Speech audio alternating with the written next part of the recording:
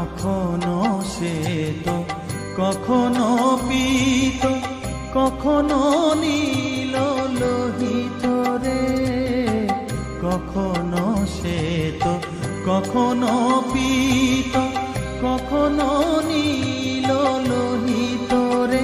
মায়ের সে ভাব কেমনে বুঝিতে না পারি, সে ভাব কেমনে বুঝিতে না পারি। ভাবিতে জন্ম গেল রে শ্যামা, মা কি